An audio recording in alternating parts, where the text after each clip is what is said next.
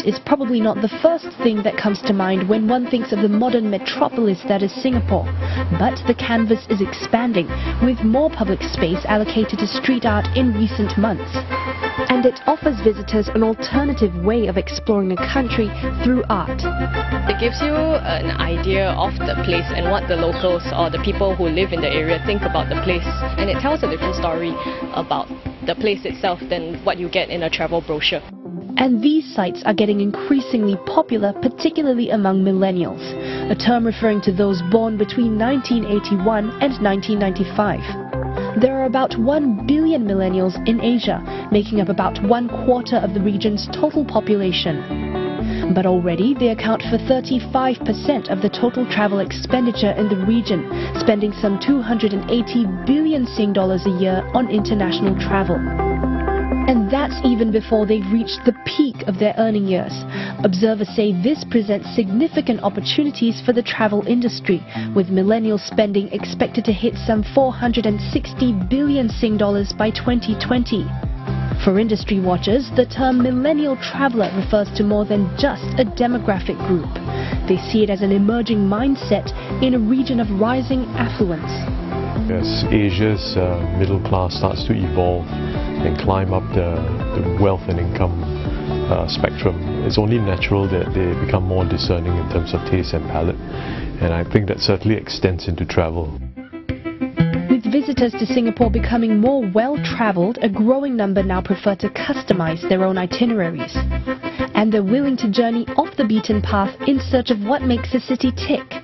People want to know what is the heart of the country, and I think the only way to do that is, to go off the beaten track, so to say, talk to the locals or just find other things aside from the attractions. Travel website TripAdvisor, which is a key source of information for millennial digital natives, recently released Singapore's top 10 landmarks as voted by travellers. While the iconic Marina Bay Sands Sky Park and Singapore Flyer came up tops, lesser-known places such as the NUS Baba House, Bukit Brown Cemetery and Kranji War Memorial also made it to the list. Singapore Tourism Board says it's looking to attract more visitors that fit this profile. More of the discerning travellers are looking for off-the-beaten-track, more immersive experiences that they do not get to experience normally in their own country or in other destinations. Meanwhile, older attractions are adapting to the changing visitor profile. Just a month ago, the Singapore Zoo welcomed 4 furry friends to the family. These 4 koalas are the latest addition to the Singapore Zoo, and already they're a hit among both locals and tourists. Since the exhibit was open to visitors on the 20th of May, some 60,000 have come just to see the koalas, and another 500,000 more are expected till the end of the year. About 1.7 million visitors came to the zoo in 2014. 2 out of every 5 were tourists, almost double the number about a decade ago. The growth is on the back of strong marketing efforts as well as more activities that educate and entertain the visitors, such as animal feeding, behind the scenes and personalized guided tours. There are so many things that are stimulating all the 5 senses. So in order to stay relevant, we really need to come up with things that can engage them. So it's no longer about passive viewing. We have interactive exhibits, we have activities they can enjoy, and they can leave and still feel like, wow, I had a good time.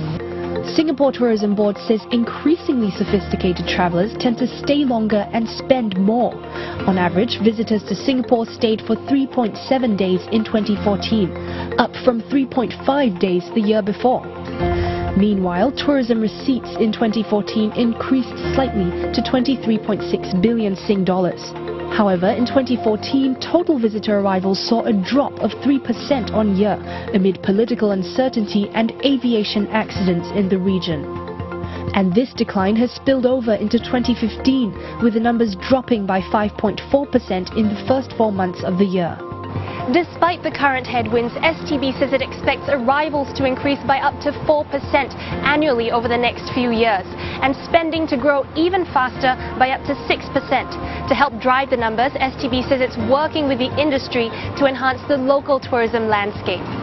Unlike other destinations that may boast of more natural attributes and can continue to build more and more, Singapore has no such luxury. We have to focus on building deep. This means having to continue developing new tourism products, refreshing existing ones, and injecting complementary tourism experiences. Attractions aside, hotels too are tailoring their services to meet the changing preferences of travelers. At Hotel Gen, for travelers who crave authentic local experiences, it has Gen's Heart Map, where hotel staff can recommend places for guests to visit, and the quintessential Singapore experience they can't afford to miss. Every month we run a promotion where people share their favorite places, where they get the best fish noodle, where they have their char kway teow, and we really look for places where you and I living here have your local experiences, and that's what we're trying to share through the staff with the customer. With evolving traveller preferences, economists say this offers the overall tourism landscape an opportunity to reinvent itself. So it offers the industry a chance to actually see if we can lever up our existing offerings to perhaps offer a more niche type of bundling in the travel services we offer. It's not about offering one niche or a couple of niches, but it's really broadening the tourism appeal that is important. From a modern metropolis to nostalgic heritage quarters and pockets of greenery, industry observers say Singapore has much to offer, all in one compact location. And they say the island city-state will need to work on bundling these contrasting experiences to create an overall value proposition that is competitive, sustainable, and truly unique to Singapore.